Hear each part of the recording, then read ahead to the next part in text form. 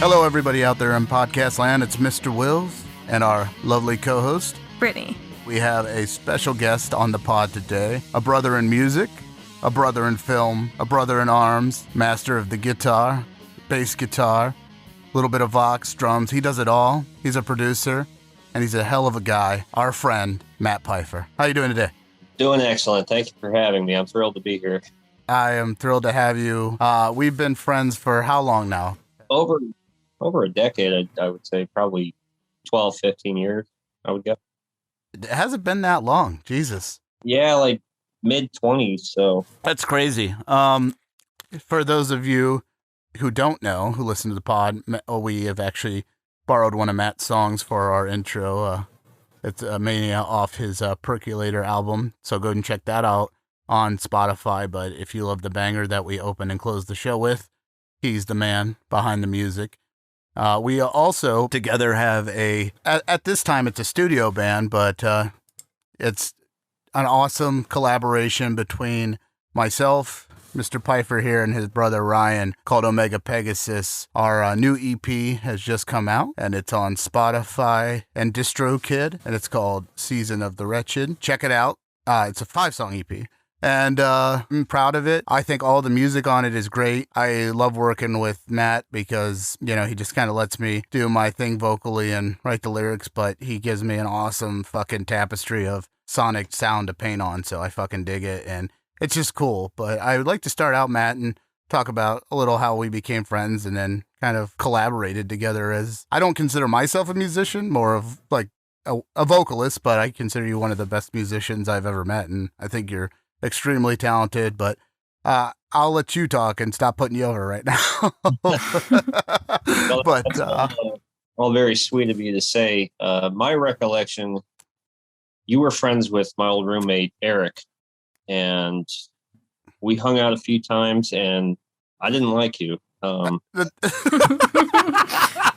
No one does at first. I'm like a rash. You have to grow on you. But at least he's being honest here.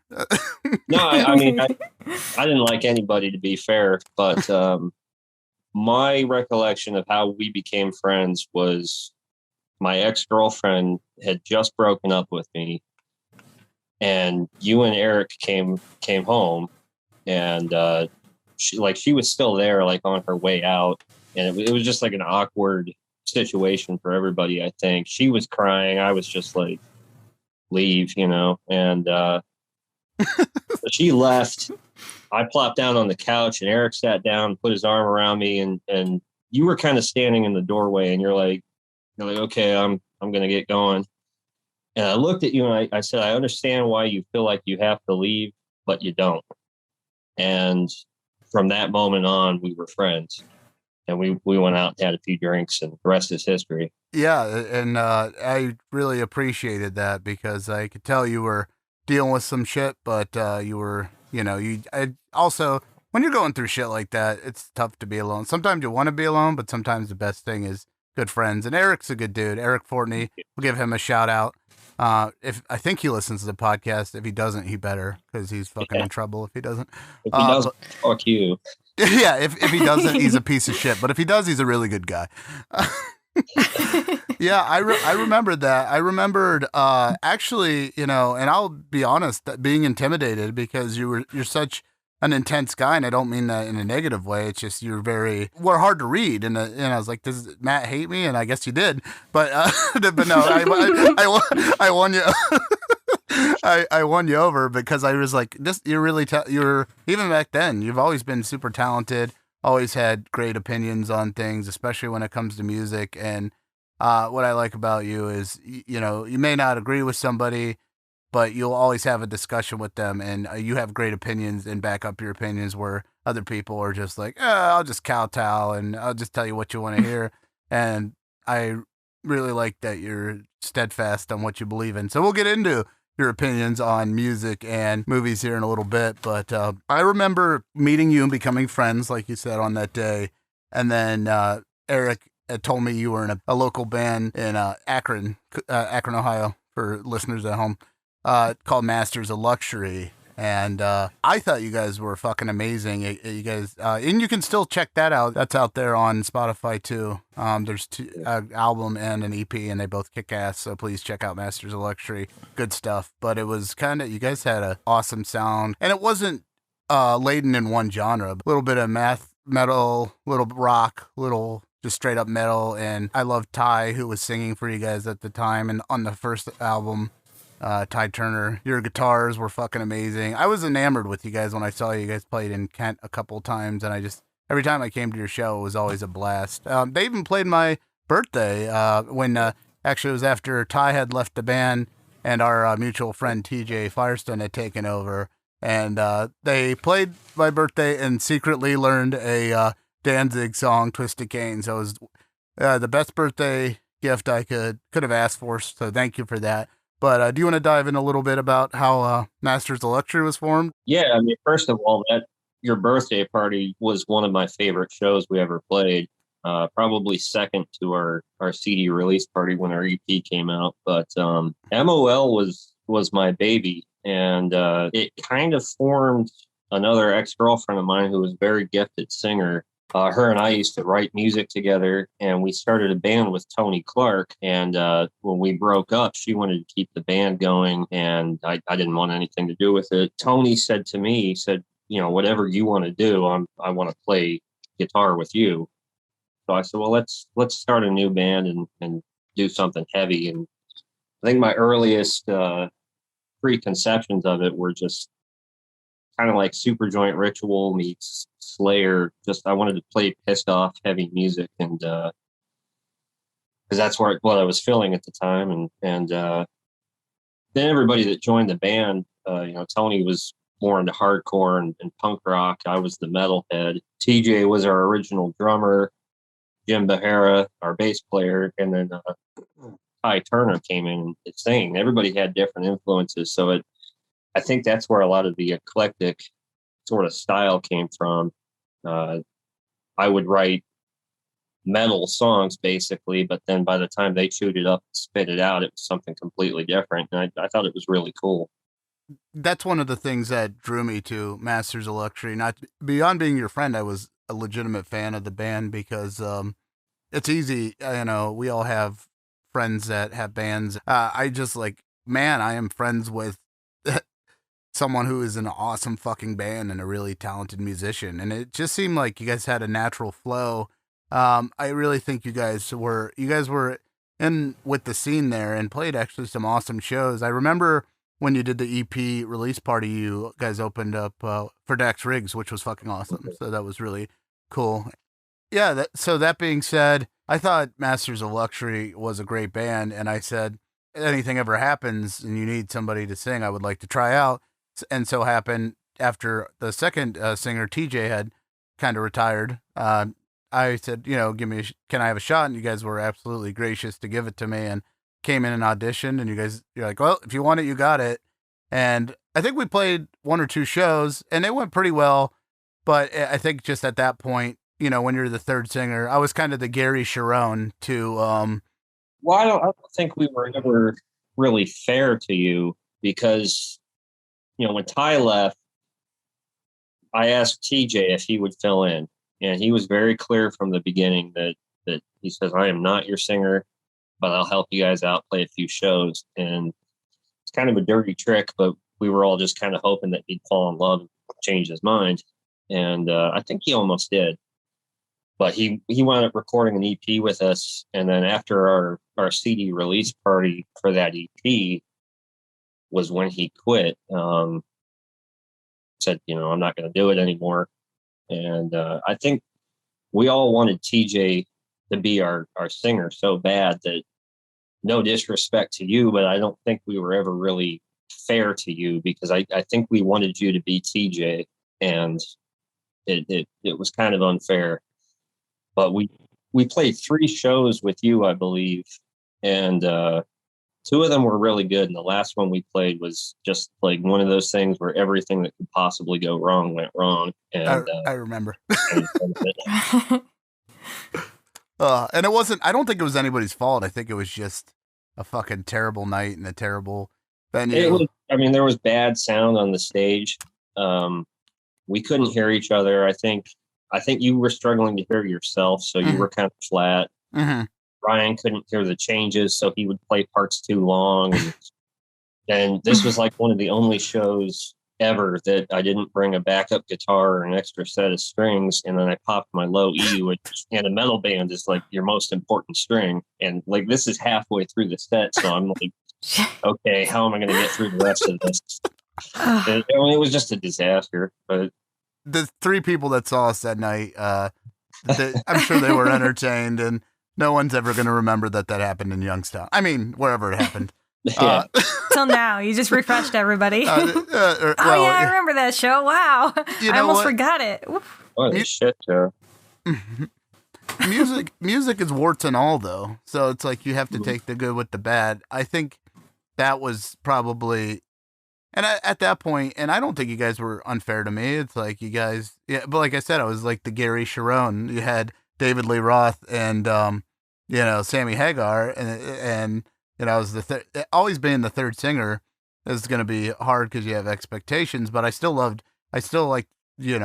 playing with you guys. And we actually ended up writing some songs that evolved into Omega Pegasus songs. So yeah, Hordes of War was song 15, I think.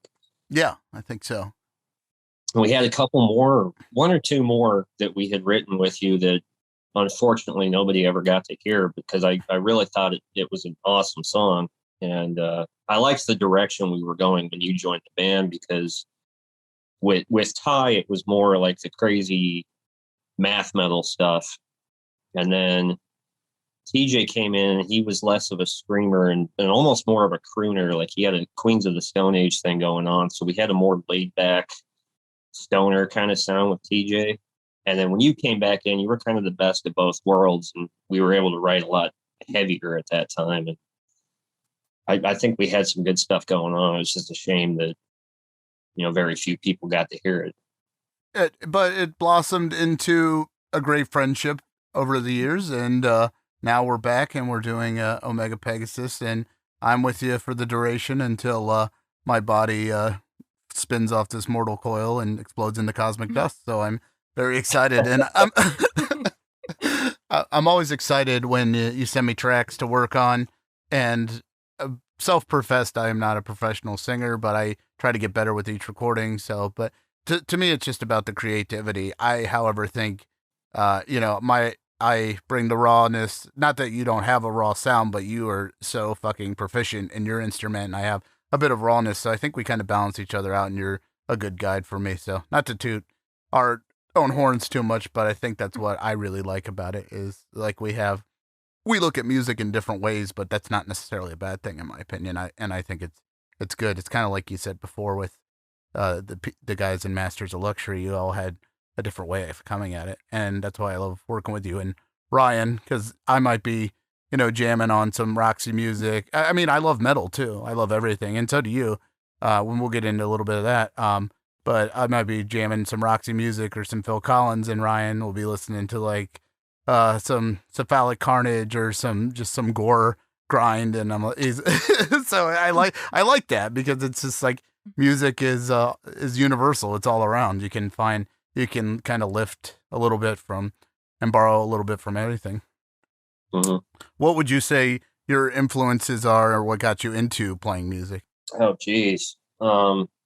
I think my earliest introduction to heavy metal was I was in like the 4th grade, and my dad worked for Time Warner. He knew I loved horror movies. He actually got me into horror movies too. A little aside, when I was really young, my mom was out shopping with my grandma, and my dad said, don't tell your mom I showed you this. And he put Halloween on, and that was the first horror movie I ever saw. And I was turned. And anyhow, flash forward to 4th grade when he worked for Time Warner, and Metallica was premiering Enter Sandman and on MTV, and he knew that I liked horror movies, and he heard it was supposed to be a scary video. So I was probably upstairs playing with toys or something, and he called me down and to see this video, and I'd never seen or heard anything like it. I was just like, what is this? I mean, it completely changed my life, and I've been a metalhead ever since. But I would say, like, it's such a vast group of bands that influenced me. Everything from blues to metal to, you know, even some jazz. So I guess if it sounds good, it is good. Definitely. And like I said, what goes in and what you put out of it always sounds amazing. Be it MOL, your solo, or stuff we're doing together, I'm always impressed. And I ask you when you're ready to do this for a living, because you should definitely be. You know, in my opinion, you're very underrated and overlooked. And I'm gonna do my best to get you out there. Please, everybody, listen to the album. Not just, I mean, please check out the Omega Pegasus stuff, but please check out all Matt's stuff. I might be slightly biased, but it's only like 1%, to be honest. But yeah, to dive deeper into friendship and you bringing up the Metallica, which I didn't know that story, and that's really cool. Like, I remember did you see the Enter Sandman music video, Brittany? Because I know music videos. We were having a discussion off air the other day about how we could just do a whole episode on music videos. Yeah. And we might have to. Yeah, we'll have Matt back on. But you're in the video production side of things, so and you're a musician in your own right. So how do you feel about what your thoughts on the Enter Sandman music video, or have you seen it? I don't remember it. I'm sure I've seen it, but I can't think of it right off the top of my head. Way to bury the lead, Brittany. I'm just kidding. No, what can I say? What was your musical awakening moment?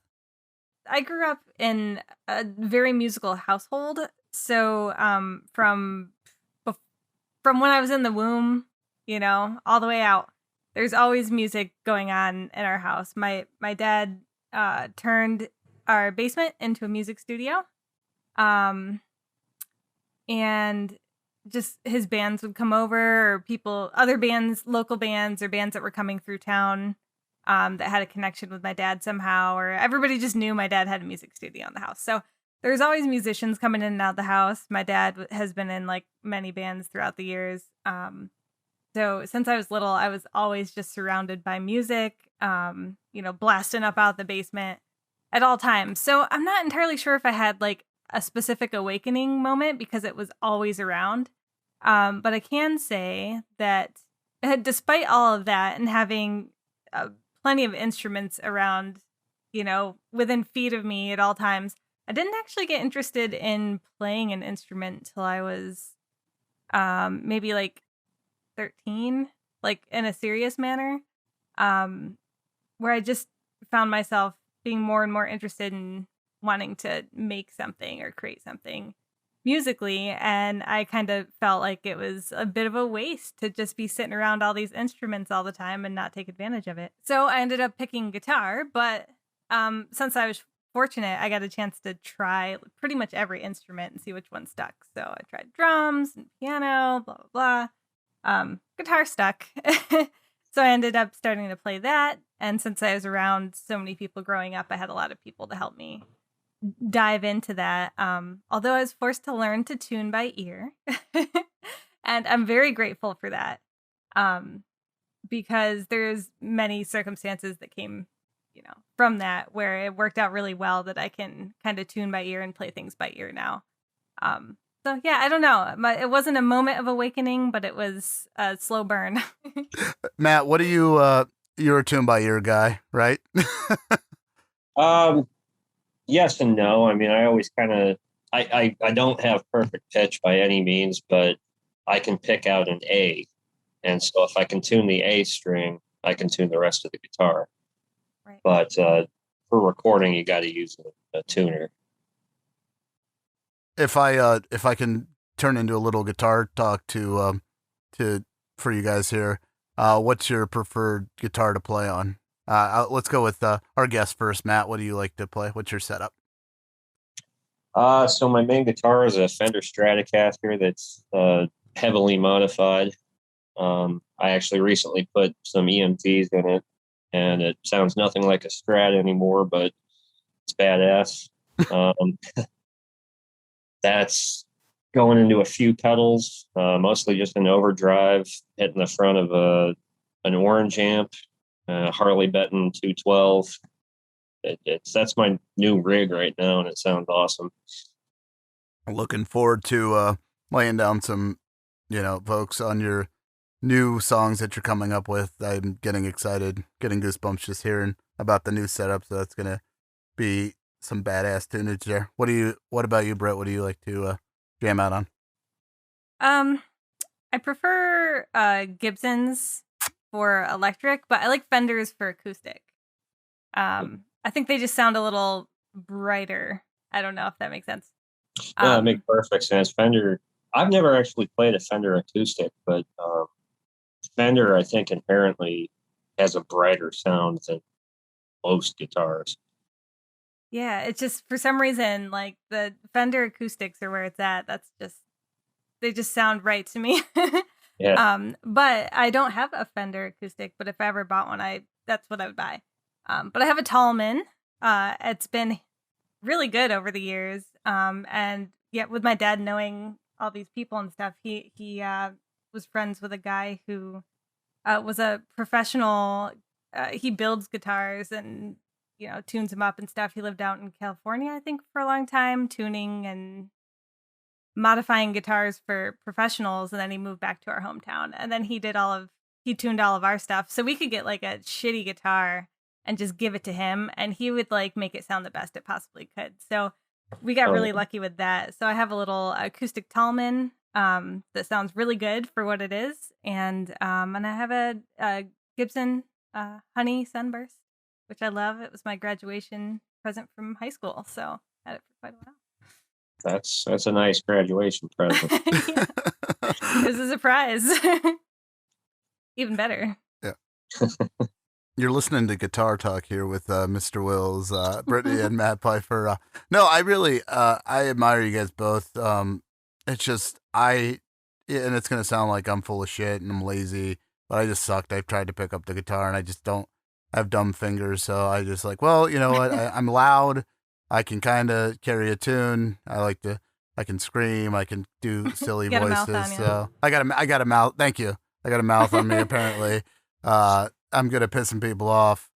So I'm like, oh, maybe lead singer is my gig if I'm going to do anything in music. And I always thought singers got, I always look at people and it's hard because I don't ever want to emulate anyone, but so it's trying to find your own sound, but also make sure that it musically makes sense. But that's where Matt comes in. He's like, that's flat. That's not good. Or try this or try that. And very open. So that's why I like creating, with you. And I just think it's super fun because to work with someone that has so much knowledge and, you've produced this EP, you produced our last EP. And it's just fun to pick your brain about things and hear how things work. So I'm essentially coming into this, not quite a novice, but pretty much a novice, but more from an artistic standpoint where you're an artist and an engineer and have a musician's background. So it's very awesome to have you as like I said, a brother in music and have you in my pocket. I'm kind of, very, very grateful, very lucky in that sense. So. Oh, I love it, man.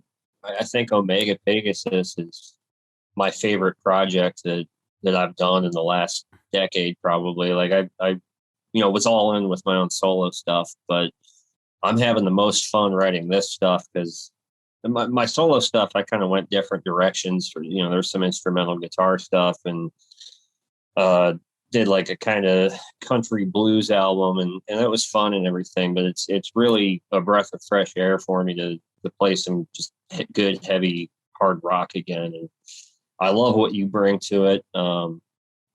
I think you do have your own voice, and people either love it or they hate it. It seems, but that's kind of what I love about it because you sound like you and you don't sound like anybody else, and I think it's a good compliment to the music. Thank you. And if people hate it, that's great, and if people love it, that's great. That's a hurdle, because I realized very soon there's a lot of people that try to sound like other people, and sometimes it's hard to go out there and put yourself out there, but it's like you just have to do it. And as long as, I can believe in it and I write the lyrics and I believe in what I'm saying, then, I'm just doing it for us. I'm doing it for fun. And we want to share it, and we want tons of people to listen to it and give their opinions, good, bad, or indifferent.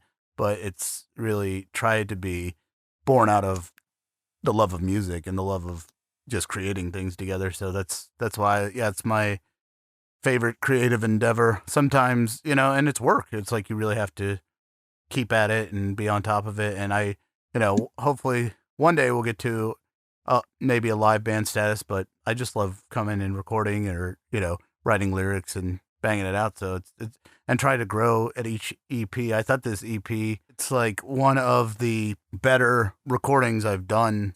Here we're going to spotlight one of our favorite tracks off the album. Matt, would you like to lay down the introduction here? This is Omega Pegasus with Hordes of War off the EP Season of the Wretched, available now.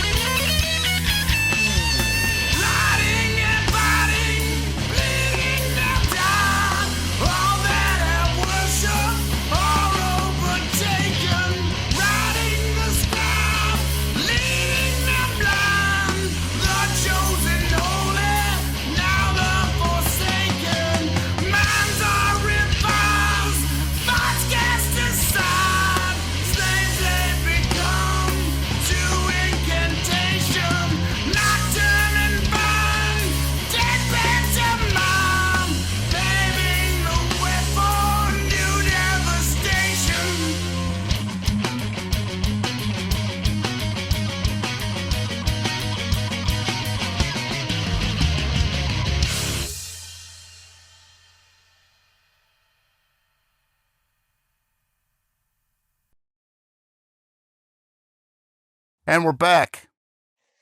All right, so I've been hearing something about something called Feast, and I don't quite know what it is, but I know it's important to both of you. I need to know more. Well, I used to, when I lived in Akron with my old roommate, Eric, one of my best friends, I used to host on Sunday nights, had a bunch of people come over to my house, and we essentially would watch 2 movies, and it was like a potluck. Everybody would bring a dish, and there'd usually be some kind of theme, and we'd rotate whose turn it was to host, and whoever hosted picked the movies and was responsible for the main dish. And it was just a lot of fun, a good excuse to get people together and do something a little bit different. Sounds fun. Yeah, Matt had created this thing. It was like a get together. Now everybody has like these theme movie things, but in Akron, Ohio, none of that shit was going on. So Matt created this whole circle of friends that were just into cult and horror movies, and it was like good food, good times. I remember one time, so we had watched Salo, which is whose pick was Salo? I think it was Eric's. I think Eric picked Salo. You brought Necromantic one time. Eric did Salo. Oh, yeah. It was a Salo, Salo. I don't know how you say it. Eric picked it, I believe. And Ryan, your brother, who is the drummer in Omega Pegasus, made brownies. I believe he made the brownies.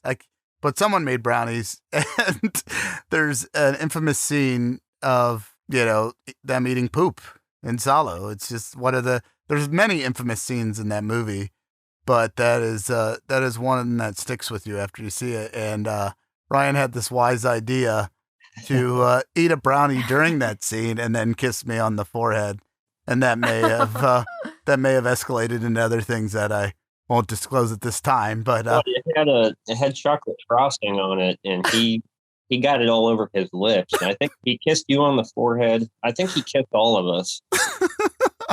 And of course, I knew it was just chocolate, but having a weak stomach as I do, I ran out the front door and just threw up all over the front yard. And it was actually pretty hilarious. I mean, I was laughing while I was throwing up. So.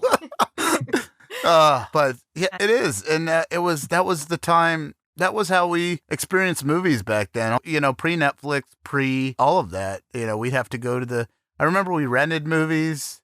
Mm-hmm. You'd have to acquire them some way. Yeah, I think Eric and I were working at the Exchange, or Eric was working at the Exchange. You'd have to go and find the movie, and then make your food or buy your food. It was an event. Commitment. Yeah, it was a commitment, and it was fun. I looked forward to it every Sunday, and we always had great films. What were some of your favorite moments? That was one that really sticks out with me. I don't know if it was I didn't want to see In Distress, but it was pretty funny. Ryan being a smartass.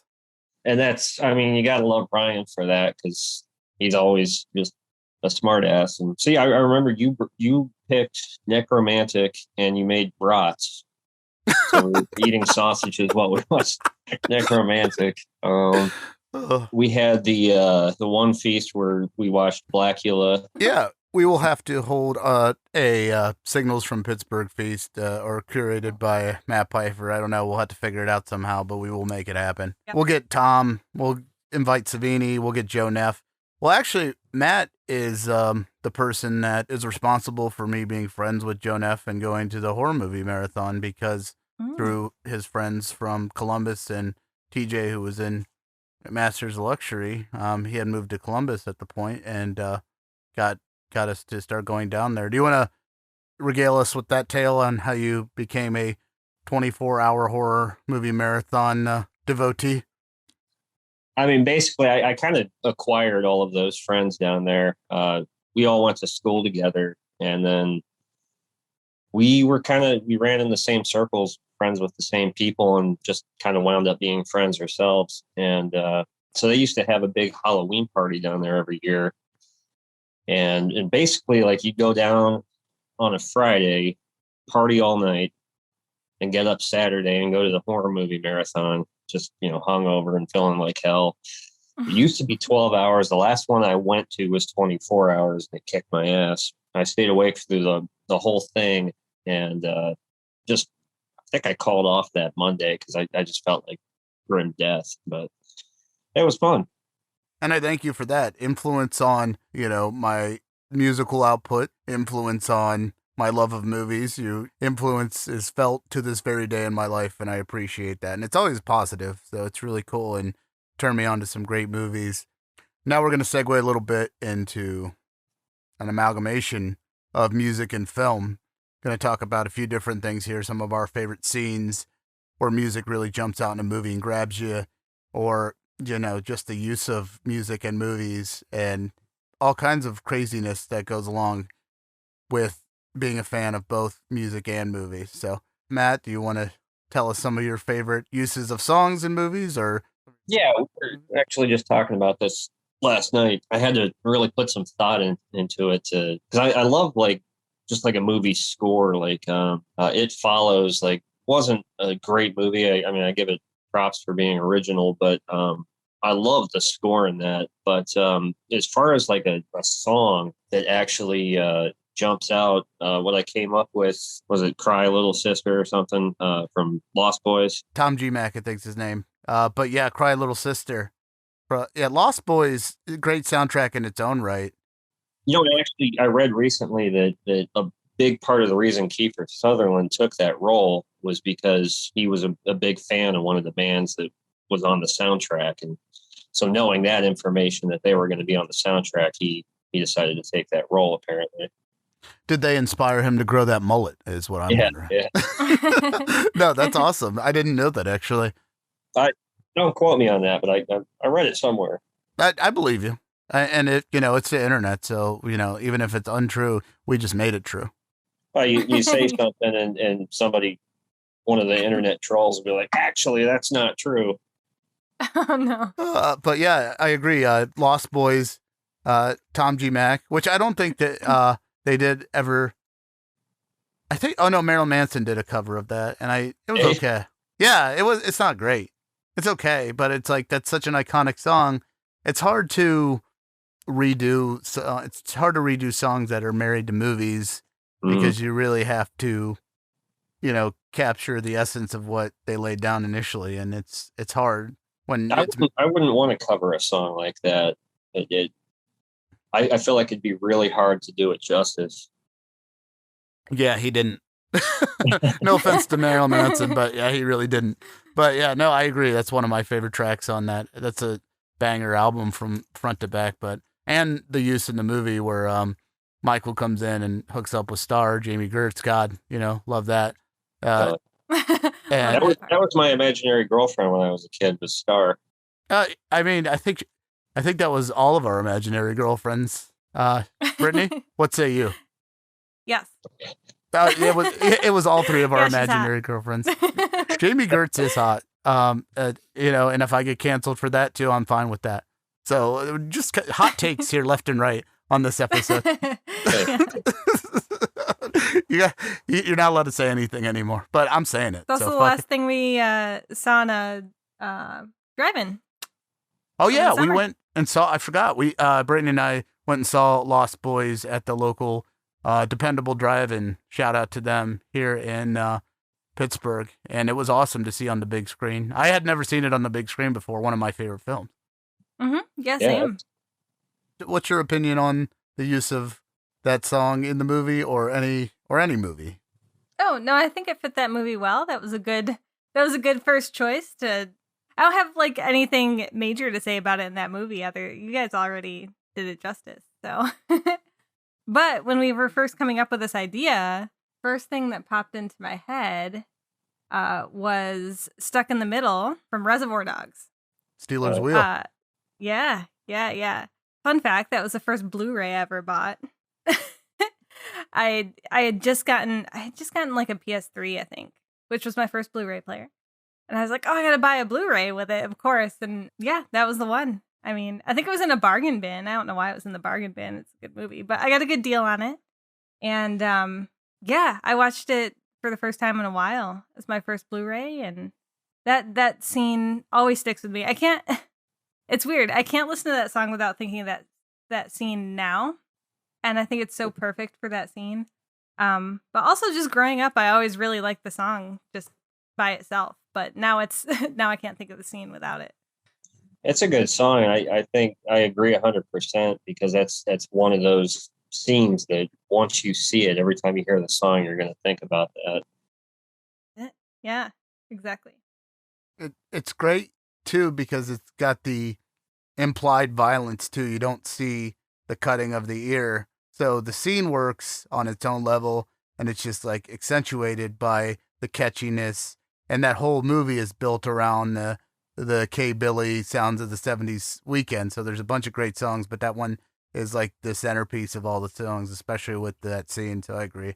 There's not much you can't say that you can say that hasn't been said about that, but I think that's one of it. Just marries it germinates in your head and marinates in there, and it sticks with you. And that's what a good tune and a good mashup of music and film does. And it's fucking Jerry Rafferty, who I'm in my old age, I'm discovering I really like. You got Baker Street and fucking right on down the line, which somebody just covered, and once again not as good. So I don't know. So people are still throwing out to Jerry Rafferty, but yeah, fucking banger. Can't go wrong with that one.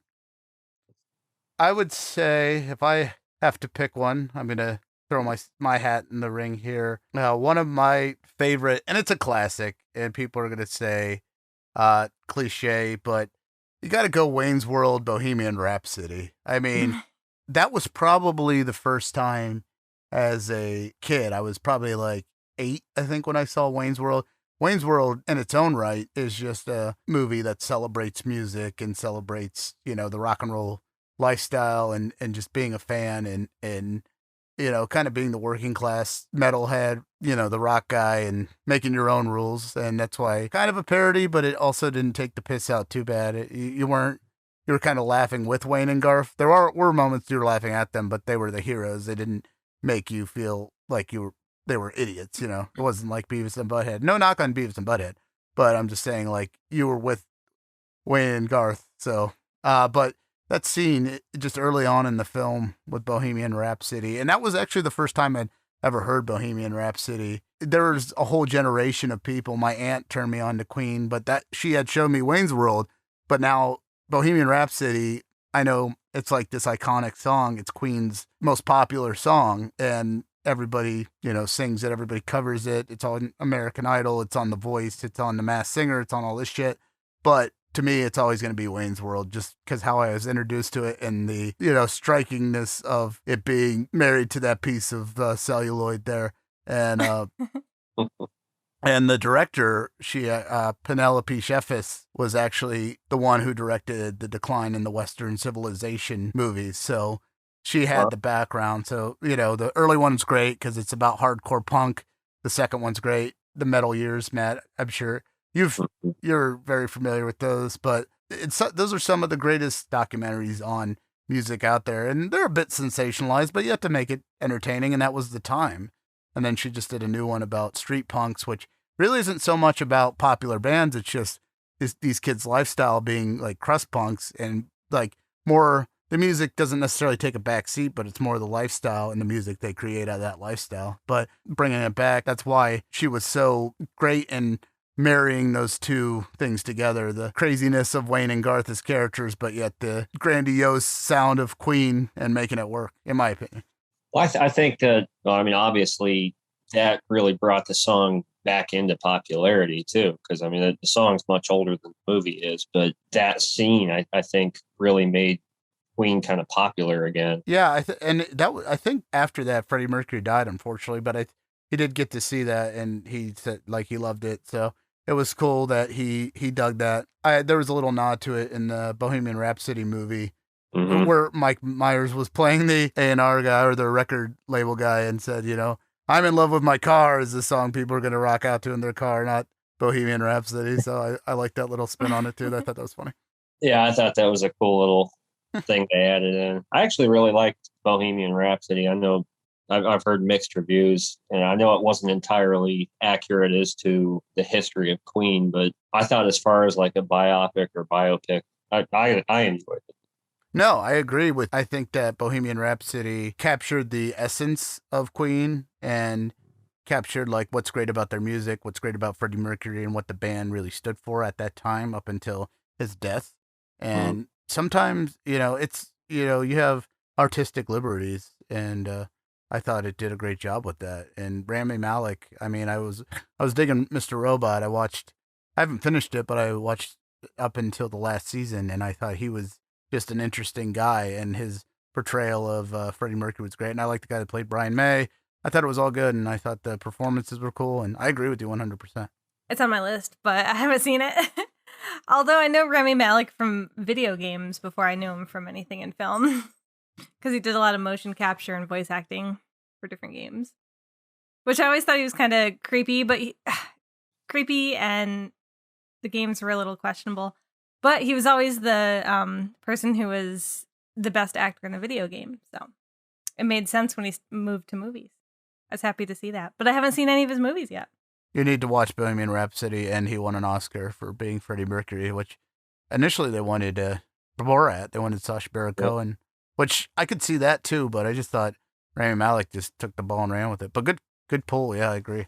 That movie was fucking banging. Moving on, there are other elements. We get director's cuts. We're in the days of release the Snyder Cut and unrated. I mean, we have been for a while, decades of, ever since DVD came out. Even long before that, we've had, director's cuts or special features, special editions, theatrical cut, foreign cut, where, musical cues have changed. And there's a specific point in the very beginning of one movie that I think it totally affects the tone of the movie, and I'm talking about Donnie Darko. If you watch the theatrical version of Donnie Darko, the original version has The Killing Moon by Echo and the Bunnymen, and it kind of sets the tone of the film of, he's riding through a suburban neighborhood, he's asleep on the road, he wakes up, he's riding down the hill, Killing Moon kicks in, if you're into the movie, which a lot of people are, you're enamored, you're feeling it, the mood, it's droney, you're getting sucked in from the music, and there's something behind the scenes going on, which I thought was cool. So there's something ominous, and it kind of sets the tone of not all is what it seems, and the lyrics of the song and how it all comes together and crescendos like into him riding past the entire neighborhoods. And then actually in the film, you can see, spoiler, you can see Frank, who is the bunny character, drive by in his car, like in the very opening. So it's even like a little nod to that. And then by the time he reaches the family, it fades out, but it shows you like, yes, it's suburban life, but something's amiss. To where if you look at the director's cut, it's In Excess, Never Tear Us Apart, which I like the song, but it changes the mood of the movie. It's more or less like, oh, everything's great and light and airy and fun, and not necessarily fun, but like everything's okay and it's safe and it gives you a safe feeling. And then they put Killing Moon in at the end, and where things like get darker and we come to a natural conclusion of what happens to him, where, spoiler alert, he dies. But I that always bothered me because they said, I thought it changes the tone of your movie. It changes the tone of the scene. What were you guys' thoughts on that? Oh, I mean, absolutely. I think it's amazing how much music has an impact on a movie. I remember as a kid, this isn't quite the same thing, but as far as music having a strong impact, I was terrified of the movie Child's Play because as a kid, the idea of my toys coming to life and trying to kill me was just like the worst thing ever. And so it was on one day and I was scared. And my dad showed me, he says, well, look, he muted the TV and like all of a sudden it wasn't scary anymore without the scary music. That's what I always kind of relate to when I think about how music can affect like the tone of things.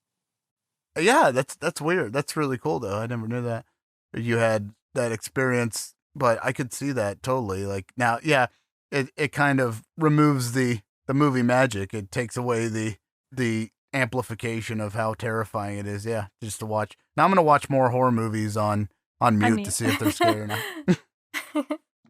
That was something that I think we had to do a whole project when I was in college. That was kind of based off that premise where it's like you're challenged to make a scene or create a movie or create a mood, but you can't use dialogue or sound at all. So how do you do that? And if your scene holds up without sound, then it's gonna hold up with sound if you do a good job with your sound design. But that's like a, once in a while you'll see something that doesn't have a soundtrack or even really any sound effects or design to it, and you find yourself really tense. And I think that's a huge testament to filmmaking, but when you can add sound to make it even better, that's the cake. But I think it's interesting to think of it that way. And that was smart on your dad for you being a kid. Like, just, mute it. It worked. It worked. Yeah, I know, right? So, yeah, that's really interesting. I'll move into one of my next ones that I thought right after Reservoir Dogs. It was actually kind of rolling back to my childhood. I watched a lot of stuff when I was young that was probably a little too much, for my age range. But I guess I was a natural horror, like creepy, bizarre movie fan, because I always dug this stuff. But I remember Beetlejuice imprinting on me a lot. And I still love that movie, and I have a bunch of different like cuts of it here, just sitting in my house. But yeah, I think that was probably the first movie that had like musical numbers in it that I noticed. There's always like soundtracks and stuff there in the background, but that's the first time I like explicitly noticed that there's a song in this and they're calling attention to it specifically. And so there's two of them in there. The Banana Boat song when they're having dinner, and Jump the Line at the end when she's like floating in the air because she got an A in school. So I still love both of those scenes. I can't think of those, or I can't hear those songs without also seeing those scenes. And both of those scenes, in both of those songs, they really embellish the music's such a huge part of what's going on in the movie there. And I agree with you again. When I hear those songs, I think Beetlejuice. So yeah. Exactly. Yeah.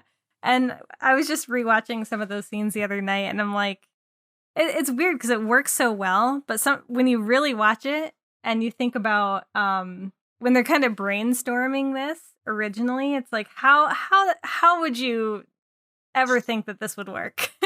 Somebody seeing the producer seeing like the script for the first time, they're like, oh, and then the Banana Boat song plays and everybody starts dancing to it and singing to it. It's like, where did this come from? How is this gonna work? But it's just pulled off so perfectly. It's something that can either go really wrong or just be perfect, and it worked out well for Beetlejuice. Yeah, it was the first. I'm gonna be a film hipster here. Joe Bob hates this, but he really hates this word. But diegetic music is the term. It's diegetic, whatever that means. But what it means is the music that is actually the characters of the movie are hearing it. But that's a great example.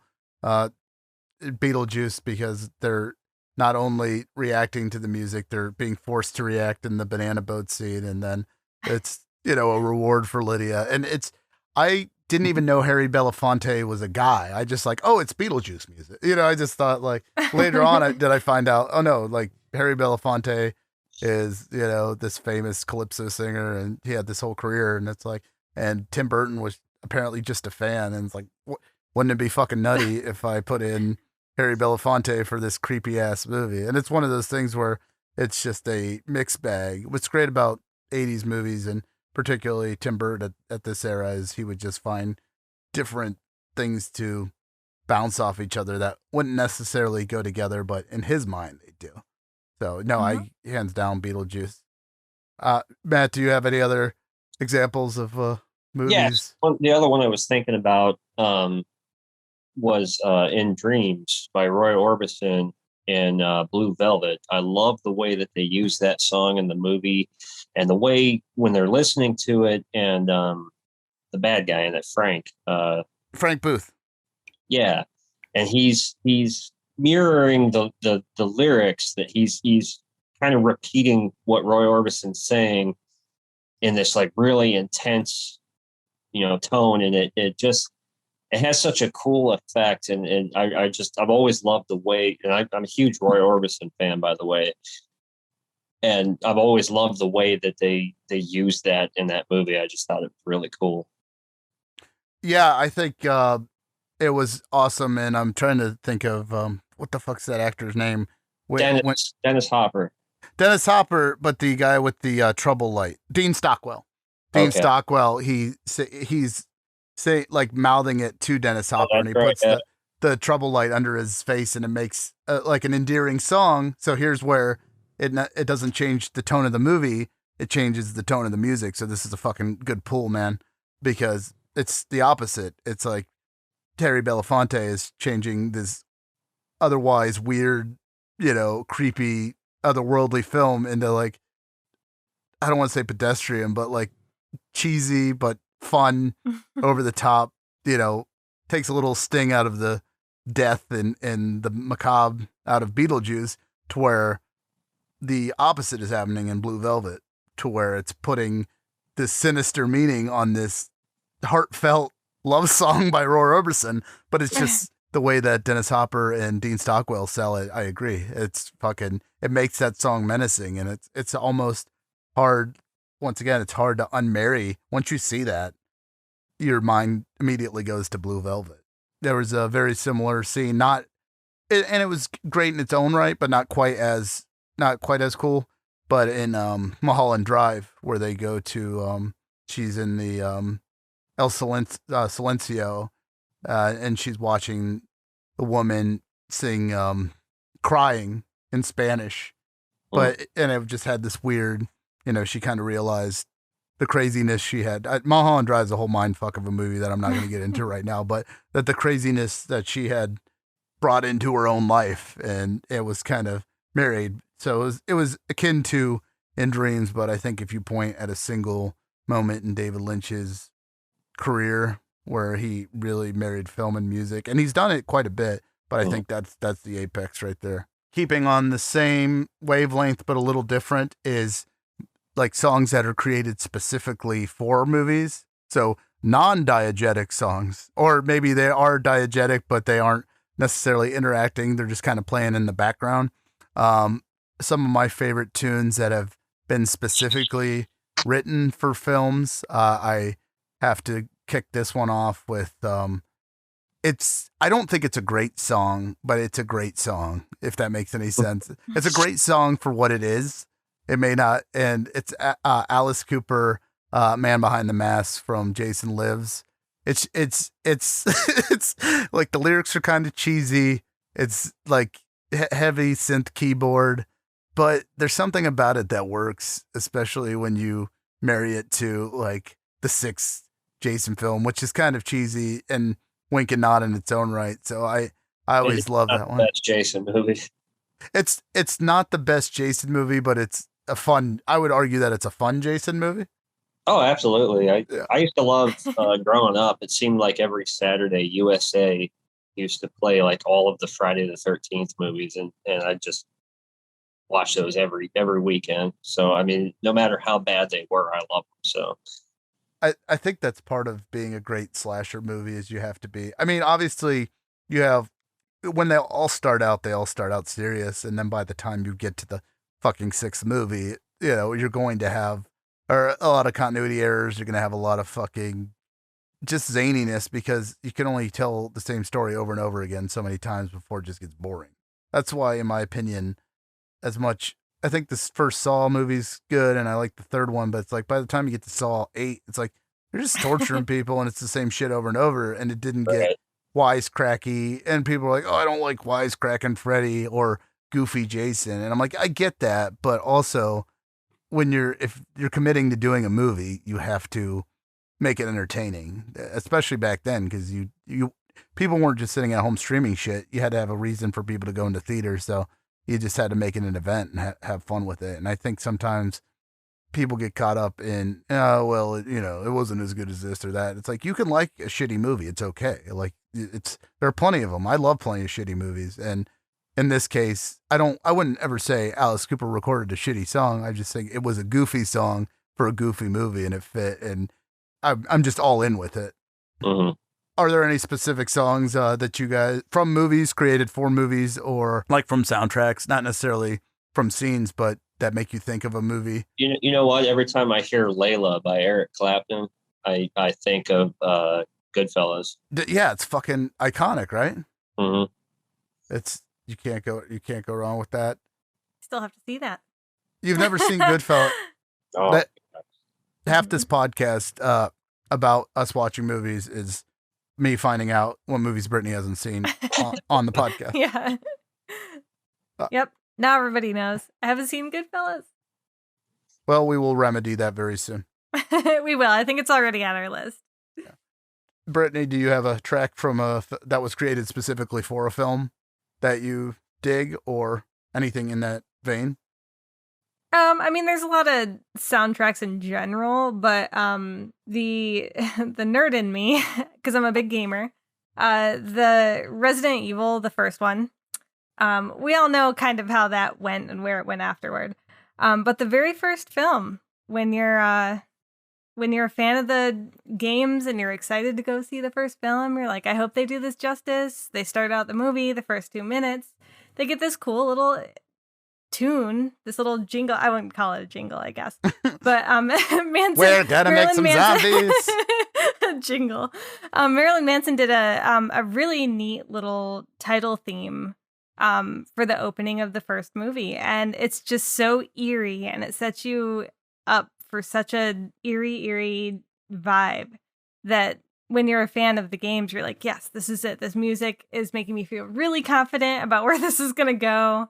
You have this black void. The first scene comes up. And then after like the 1.5 minute mark, it just all falls apart. Or goes a totally different direction, we could say. But yeah, they just like flop the other direction. Like it had such a good setup with that little intro theme. And that always sticks in my head. And I still love it. Sometimes I'll just listen to the intro theme because it's so good. What could have been? It gives you the bait and switch. Exactly. No, I dig it. I revisited that theme, and I thought it is cool. And it's a shame that, I mean, they are what they are. The Resident Evil movies are what they are. But had they been more in the horror genre and closer to the video games, I think it was cool. But they were on the right track with that theme. I agree. Yeah. So I have a few more that I just. When a movie has like a good song, or not even necessarily a good song, but like an iconic song, I just get fucking attached to it. I'm a sucker, like Top Gun, Danger Zone. And then you got Mighty Wings too, from Cheap Trick. So you got Danger Zone, Kenny Loggins, and then Mighty Wings from Cheap Trick. So I'm just a fucking victim / product of the 80s. So that's and Berlin, Take My Breath Away. So those are 3 iconic ones. Are either of you Top Gun fans? I don't think I've ever discussed my love of Top Gun to either of you. I'm never a huge fan of that movie. I mean, I guess as an adult now, I can appreciate it. But as a kid, it seemed like my parents loved that movie. And like, I never really liked Tom Cruise. So I'm just like, yeah, fuck this. But I don't like Tom Cruise either, for the record. I seem to like him less and less with age, but even as a child, I hated that man. So he's the opposite. The same experience.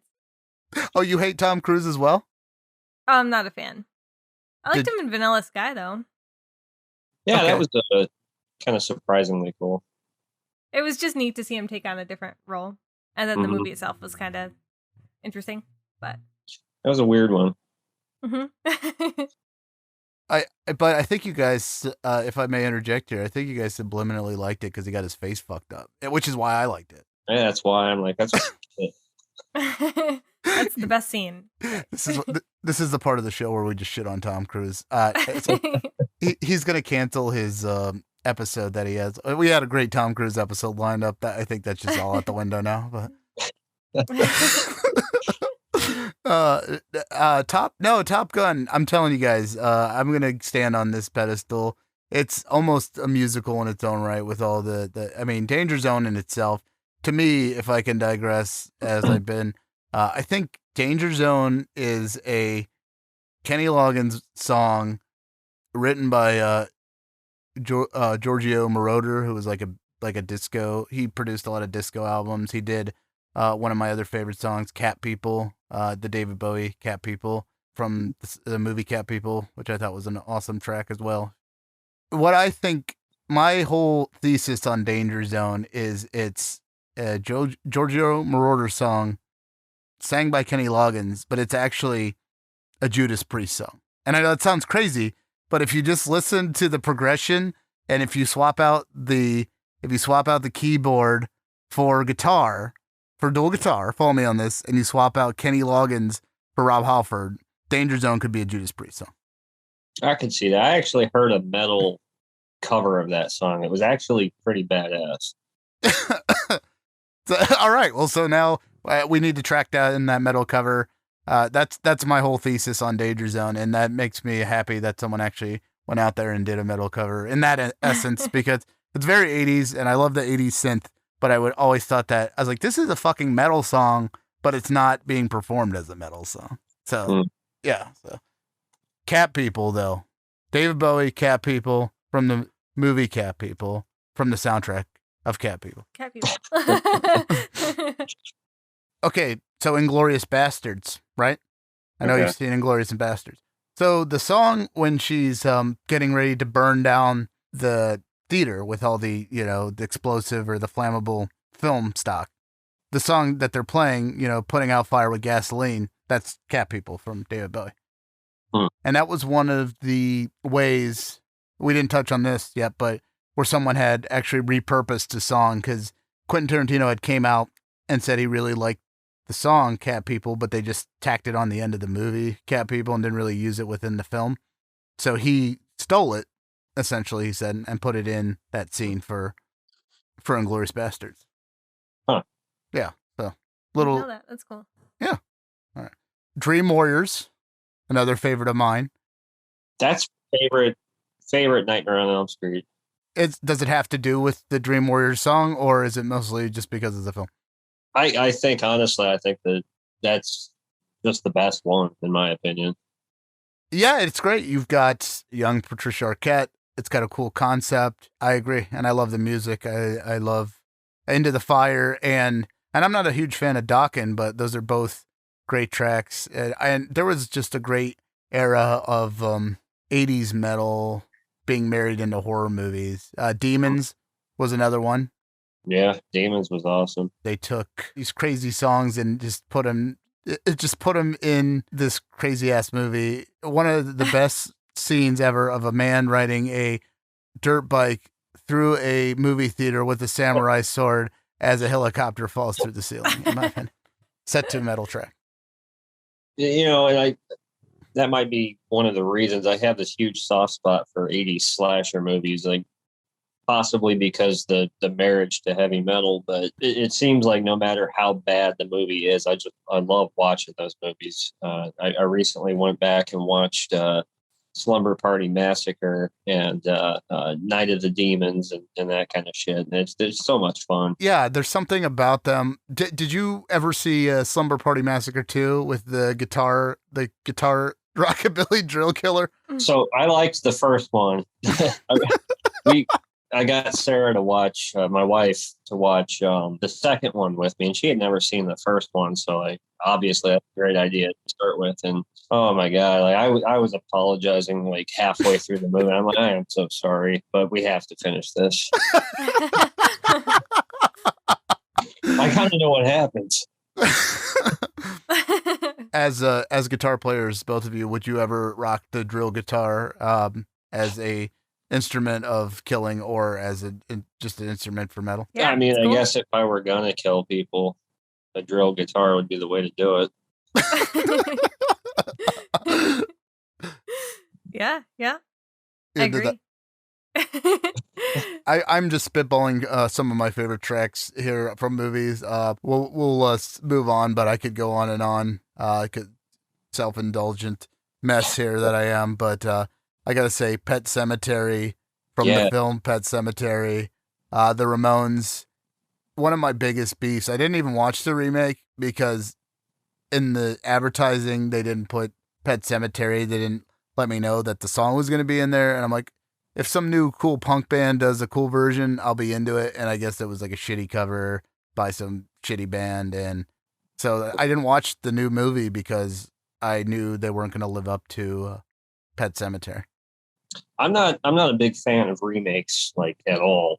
And so we watched the new Pet Sematary, and I'll say I didn't hate it, but for me, like the original's where it's at. I mean, the biggest thing, because I think the sister Zelda with spinal meningitis, like for me, that's the scariest part of the movie. And she, of course, is in the remake, and they kind of, I don't want to say they did a bad job with her, but it just didn't have the same effect. Like the original Zelda, like that was so fucking scary. I agree, and it was actually played by a guy. I've right. Yeah, and just the makeup effect on that. Yeah, it was super fucking creepy, and the whole movie, it's just like was fucking one terrible thing after another, brought on by allegedly this learned man who was a fucking doctor but not smart enough.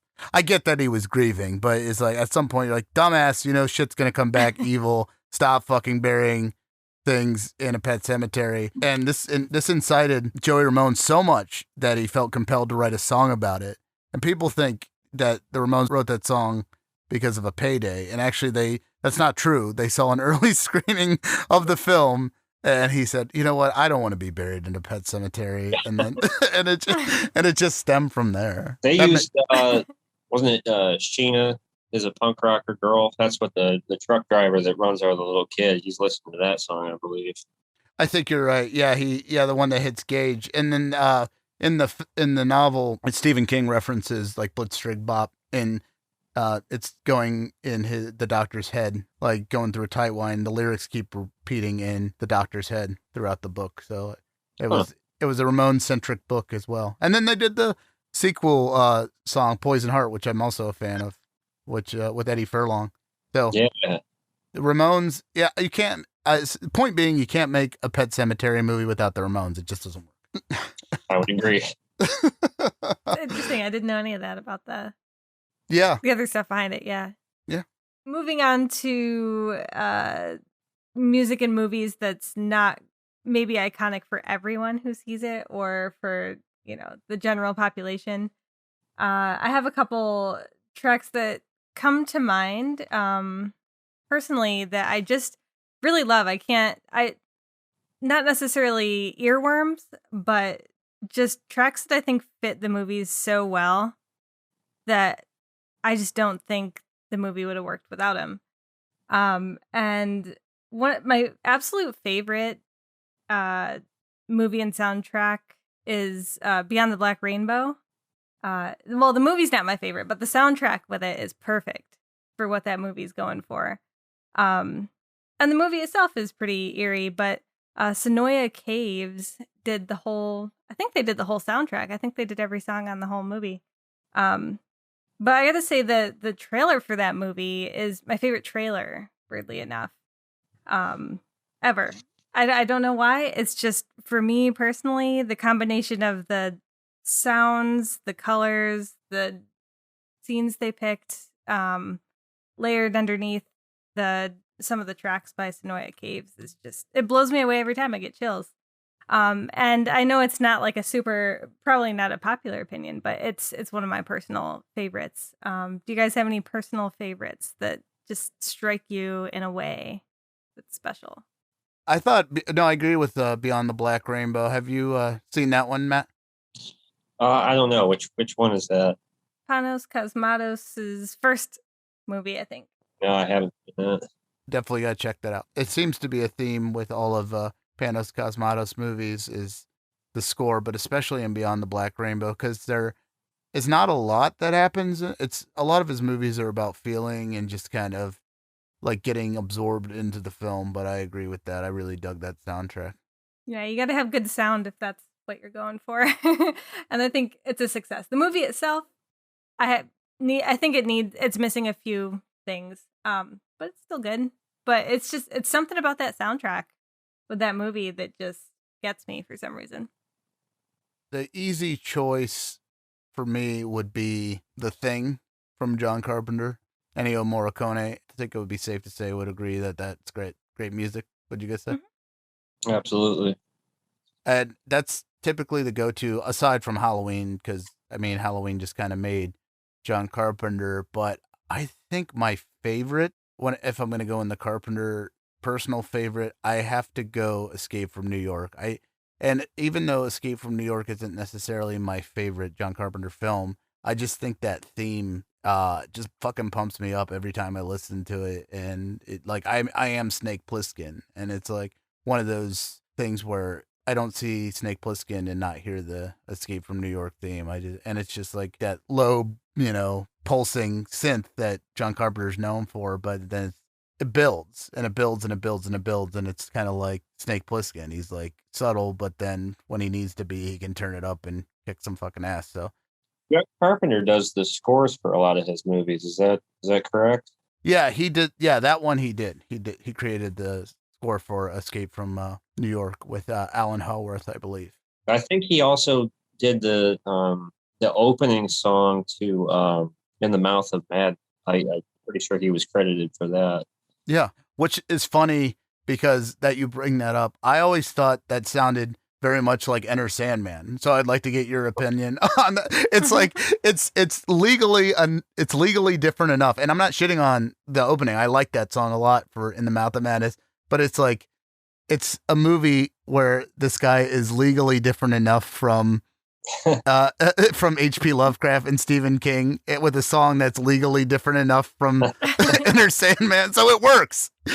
It's like in its own universe, but I'm not shitting on it. I'm not saying that in a derogatory way. I like the inventiveness of that. Maybe slightly derivative, but I always felt like In the Mouth of Madness was I don't want to say criminally, but unfortunately underrated. I always thought it was a really cool movie. Not the best John Carpenter by any stretch, but I always liked In the Mouth of Madness. No, it's great. I agree with you 100%, and I think it is a bit underrated. They released a cool Scream Factory edition of it, and it had some bonus stuff on it that I actually was able to score. Revisiting that movie, it's fun. I mean, you can't go wrong with Sam Neill. Sam Neill and just like weird, subliminal, Lovecraftian. Very, very Lovecraftian. Yeah. That's probably one of the things I like most about it. Yeah, I love the big creature at the end. And you're right, the music is cool. And I was kind of taking the piss out of it, but no, sincerely, like that opening theme gets you pumped up, and like for the fucking craziness you're gonna endure. So I really agree. That's awesome. What are some of your other favorite songs that you've discovered from movies, or maybe just musical moments in movies that stuck out to you personally, or made you like a song even more, or anything like that? For me, I think I don't have a good one that is really super impactful, but like the first time I saw Gummo was probably the first time I heard the band Sleep, when they're riding their bikes and Dragonaut comes on. It's just this big heavy riff. And it's just like, oh my God, that's badass. They also another Roy Orbison song is featured in that movie, Crying, and also love the way they used that.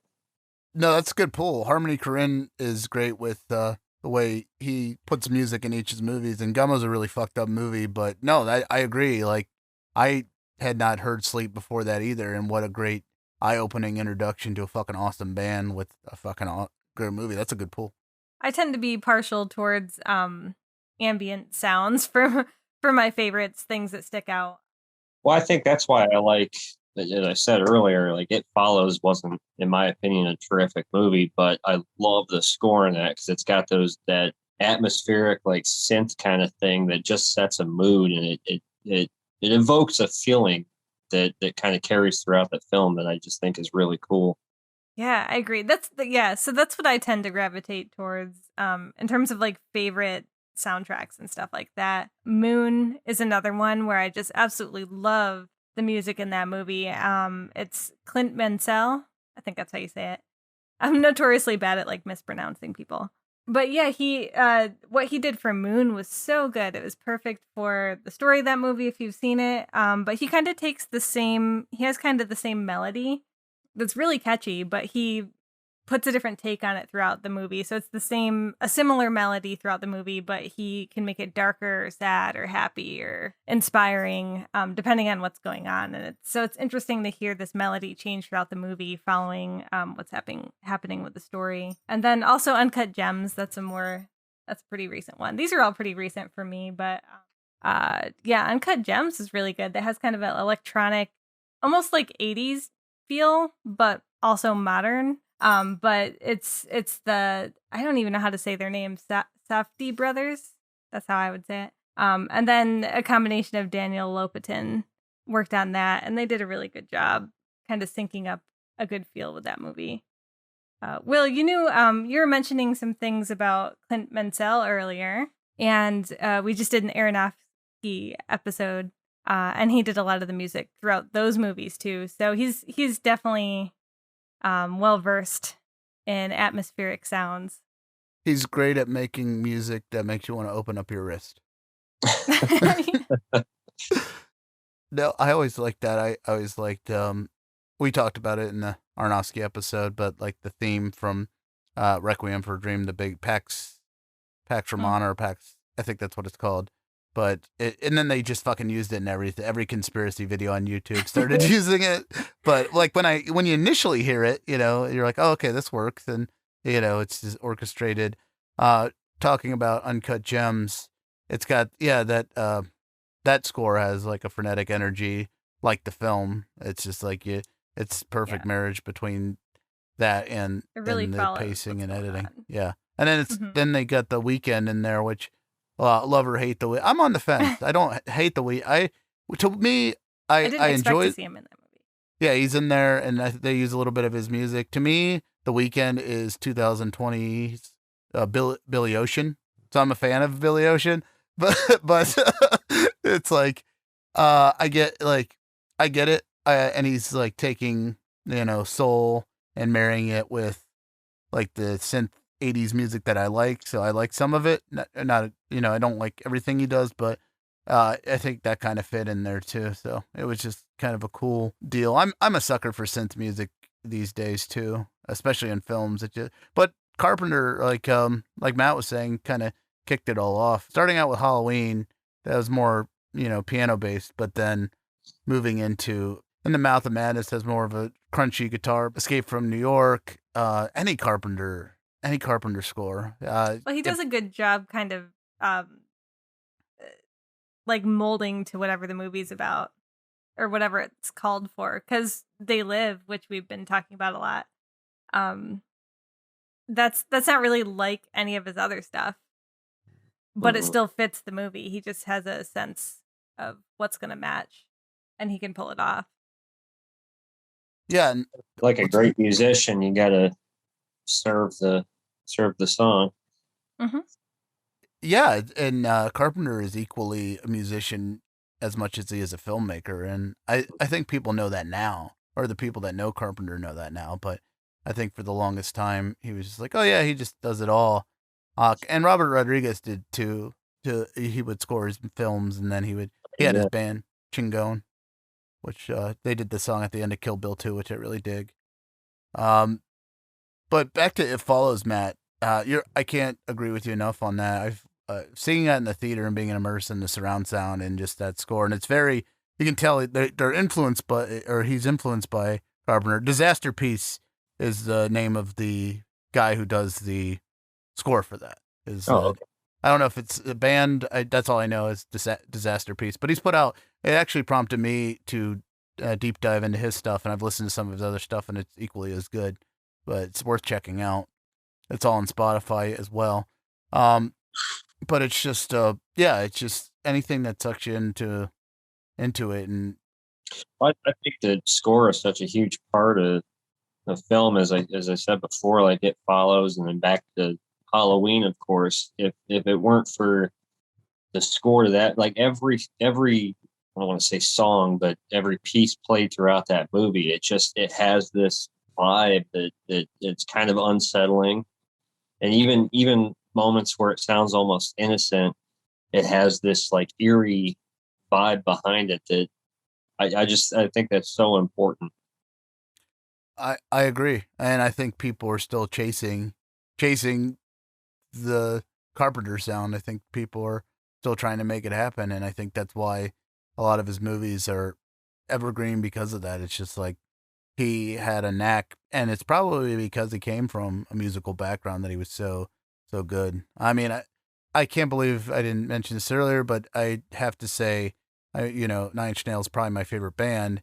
The stuff that Trent Reznor has been doing recently, he's like kind of graduated from being an industrial rock band to, I mean, he won a fucking Oscar for sound scoring now. And it's like, once again, it's like once you come from that musical background, but in particularly, I really dug his music on the Watchmen TV series. They did a cover of Life on Mars on the piano, and just the Dr. Manhattan's theme is awesome. That's also worth checking out if you haven't heard that. But I remember watching Social Network, which wasn't, once again, not the greatest movie. It's a movie about Facebook, but just the way they incorporated the music, it built the, intensity and the tension in each scene. So I thought you got to give it up to Trent Reznor and Atticus Ross too. They're kind of they're not doing the directing part, but they're kind of taking up the helm where like Hans Zimmer or John Carpenter would do it. Hans Zimmer too, with frickin' all those frickin' Christopher Nolan movies, the Batman movies. But to me, the Batman sound is Danny Elfman. I mean, that to me, it's married to that. But I liked Inception, the soundtrack for that, the score for that. I just thought Hans Zimmer nailed it, and he did True Romance, and it was a completely different Caribbean score, which was cool, juxtaposed to what was going on in the movie. Mm-hmm. Yeah. Well, do you want to move on to maybe wrapping up and just kind of mentioning? We have some other categories, but maybe just quickly mentioning some other things that crossed our mind while we were thinking about music and movies. For me, I'm not a huge musical fan. In general, but there's some that stuck out to me. Phantom of Paradise I saw for the first time last year. I think I borrowed your copy, Will. Yeah. And I loved that. The music in it was so good. It was such a bizarre movie. It was just wild. I loved it. I didn't expect to, because I'm very put off by musicals. Sorry, musical loving fans out there. But yeah, no, I loved that. Rocky Horror, I really enjoyed. Across the Universe, I always liked, despite it being, it just didn't do well when it came out. I don't know what the deal was there. People don't like the Beatles. Yeah, people don't like the Beatles. They don't like people covering the Beatles in a movie format, apparently. But no, I thought that movie was cool. It was really well filmed, and I thought the covers were pretty good. And then The Lure was really cool. That's like a musical horror. I think it's a Polish movie. Hopefully I got that right. Yeah, that's a musical horror about mermaids. Doesn't sound like it would be that great, but it ended up being really good. It's not music. It's a musical, but it's not music heavy, if that makes sense. Yeah. It's a little lighter on the musical numbers, but really good, really good. Worth the watch if you want to read some subtitles and watch a musical horror movie. And then Hedwig and the Angry Inch, I always liked. And I know, Will, you like that one as well. So, all great movies. Matt, your opinions on any of those films? Honestly, not familiar with a whole lot of them. I'm not really into musicals. I've been trying to think of okay, I know I've seen a musical that I didn't hate, but I honestly, when I was in high school, we had to watch Cats, the original. It was a music appreciation class, and I drew a picture of it was a self-portrait, and I was blowing my brains out. And those cats had buttholes even. So yeah, I don't know. I can't honestly think of a musical that I ever really enjoyed. Yeah, no, I'm surprised. I'm surprised we even came up with that many. It's a short list. There's some other ones out there. We're not huge on it, but I dig Phantom. You did. I thought you dug Phantom of the Paradise, though, right? Yeah, I've seen that once or twice. It always kind of intrigued me, I think, more than anything else. But Yeah, That's a good way to Phantom of put the it. Paradise. It's a weird movie because it came out actually before Rocky Horror, but it didn't do as well. And it's just like it's just this weird amalgam of everything. And it's got Jessica Harper, who was in Suspiria. Talk about fucking great music. Fucking Goblin. We can't. I don't know how we forgot that.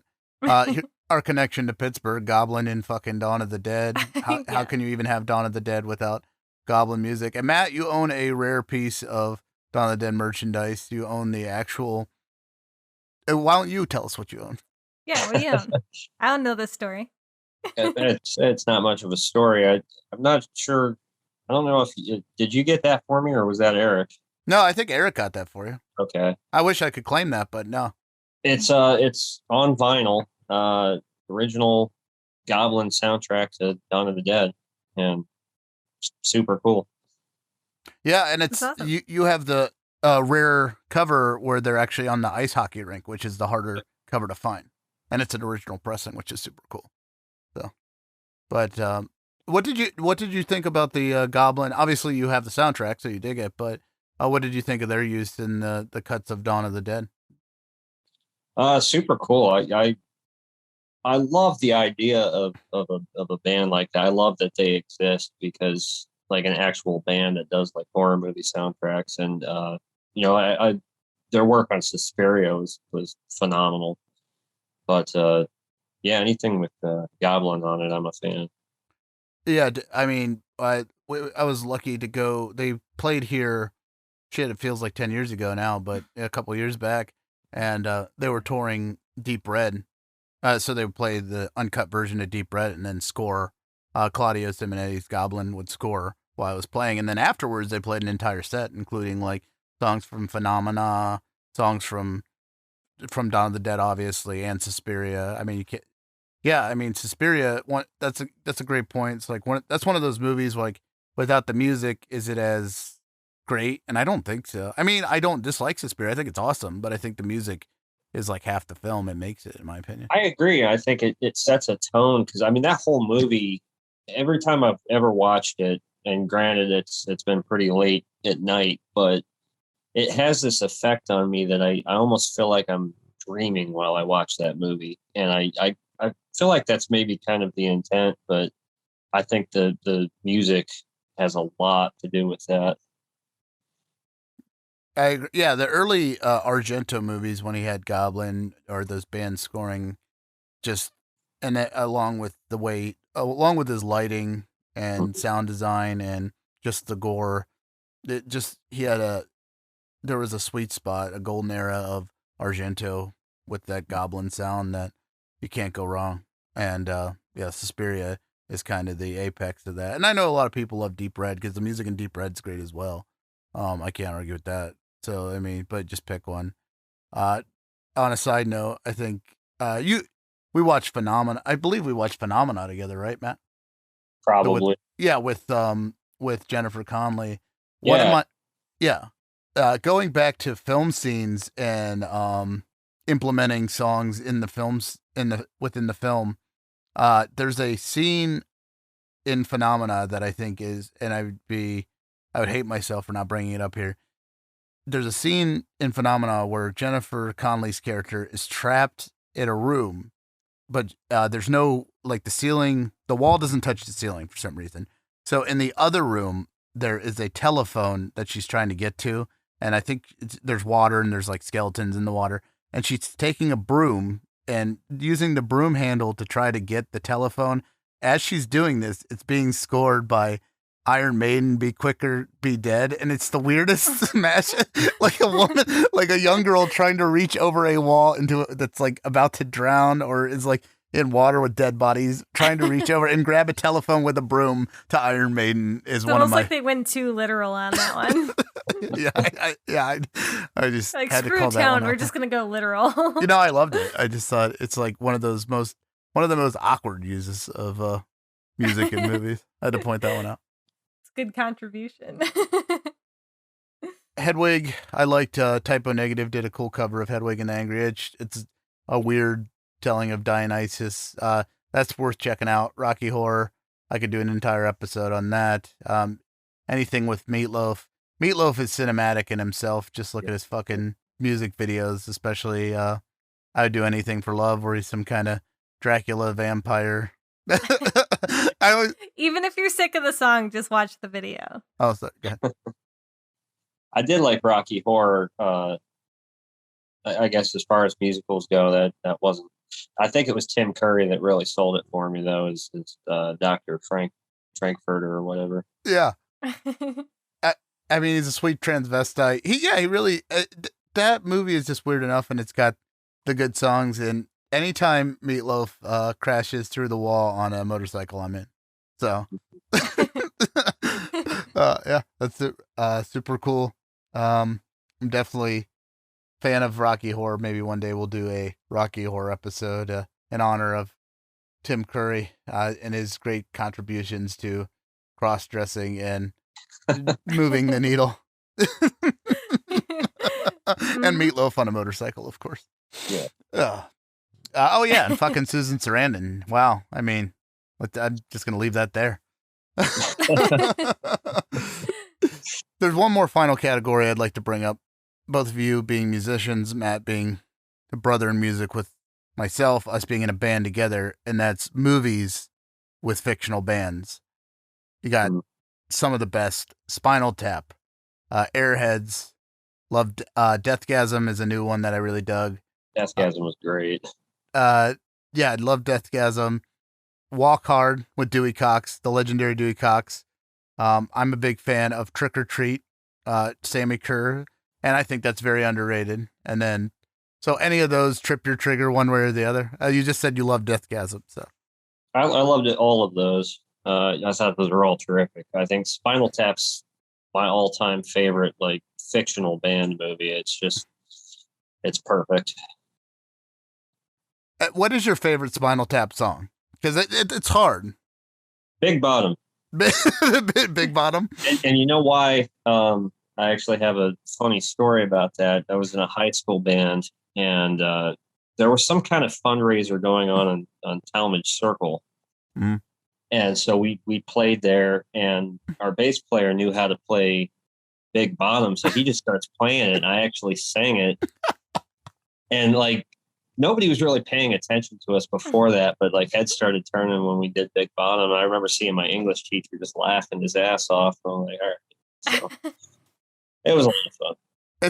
It's a crowd pleaser, so that's okay. Good to know. If you're ever in a jam on stage, that's the song you reach for. Is Big Bottom. You always reach for Big Bottom. Can't go wrong. That's fucking great. That's a great story, and I love that your English teacher was into it. So he was loving the tap. Yeah, he was one of the cooler ones, I suppose.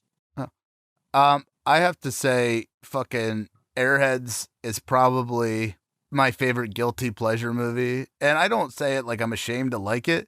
I just think people don't realize how great that film is, and I could be 100% wrong. It could be a terrible movie, but I love it, and I love Airheads. It was like a magical moment in time, like when you have a young Steve Buscemi, you have a young Adam Sandler and Brendan Fraser, like, and it worked. And like their fucking band, Lone Rangers, Joe Mantegna is the DJ, who of Simpsons fans, he's Fat Tony, and been in tons of shit. Director of the radio program is what's his face from Spinal Tap? Michael McKean from Spinal Tap, yeah. David St. Hubbins, yeah, absolutely. And he plays I was telling this to Brittany because she has yet to. You have not seen Airheads or Spinal Tap yet, right? The only one I've seen on this list is Walk Hard. Oh wow! Hey, and that's missing out. No, we will do an Airheads Spinal Tap episode, and then we will invite Matt back on to sing Big Bottom. But no, yeah, Airheads, and I mean there would be no Airheads if not for Spinal Tap. But I just love how it came back around to where he was like the hero in Spinal Tap, and then became the foil in fucking Airheads like 10 years later. So I thought that was kind of a cool nod. And you got White Zombie playing in Airheads. if you haven't seen Airheads, check it out. We will do an episode on Airheads because it needs to be talked about, and it needs to be held up more as one of the great unsung movies, just like the band, the Lone Rangers. And I have to say, if you pick Spinal Tap, I will pick the Lone Rangers as my favorite fictional. And you've got they're just a combination of goofs, but the sum is greater than the parts in that. And when you put Brendan Fraser, Steve Buscemi, and Adam Sandler together, you get some magic. So definitely check out Airheads. So do you want to talk about Walk Hard and the greatness, the underappreciation of Dewey Cox? Were you a fan of Walk Hard, Matt? Yeah, I was. It was kind of a spoof on Johnny Cash movie and the Ray Charles movie, and I thought it was brilliant. The extended cut is the way to go because there's just so many hilarious moments in that movie. I really liked it a lot. I agree, and John C. Reilly played and sang all of that, so he's immensely talented, and that was one of his first major comedic. Well, I don't think he's really. I mean, he has done comedic movies, and he's obviously been Dr. Steve Brule with Tim and Eric, and done this and that. But I think that was his major platform, and I just think it was criminally underrated. I don't know if people just didn't get it, or because I have a lot of close friends too, such as you guys, that love it, but it didn't find an audience like it should have, in my opinion. But I don't know if that's because people thought it was not cool. I think the trailer was difficult. I think it was hard to read what it was going to be. Because I watched a trailer before I went to see it, and I was like, is this a musical, or is it supposed to be funny, or is it supposed to be serious? I just couldn't get a grip on what it was going to be. And then, so that didn't make me excited to see it. But I saw it, and I'm glad I did. But I think that might have been part of it. I think some of the marketing didn't have a direction they decided to go with it, and it was hard to tell what it was going for without actually just seeing it. I would agree. I think when I saw the trailer initially, I just thought okay, this looks dumb. And I think it's one of those movies, if it wasn't for one of my friends saying, here, let's watch this, or basically just putting it on, and I could either leave the room or sit there and take it. I chose the latter, and glad I did. But I agree. I think it's we gotta cement its cult status. It's deserving of that. I think also part of it was people. I think, if I'm remembering correctly, Johnny Cash either passed away before Walk the Line came out or close to, and I think people weren't comfortable with a movie that was making fun, they saw making fun of that movie. But I don't think it directly. There wasn't anything in there I thought that directly made. Yes, it was kind of poking fun at biopics, but it wasn't saying biopics are stupid. It was just a parody. It was more. No, I don't think it was malicious or anything. I think it was lighthearted enough that people need to have a sense of humor, and that's all there is to it. You tell them. Fuck them if they can't take a joke. You heard it here. I champion this Trick or Treat. One of my favorites. Fucking Sammy Kerr. I want a Blu-ray release. Easy for me to say. I want a Blu-ray release of fucking Trick or Treat with Sammy Kerr. I don't know why it hasn't happened in America yet. Very underrated. A film about a guy who fucking loves music. We talked about it in our Halloween marathon episode. It was one of my picks.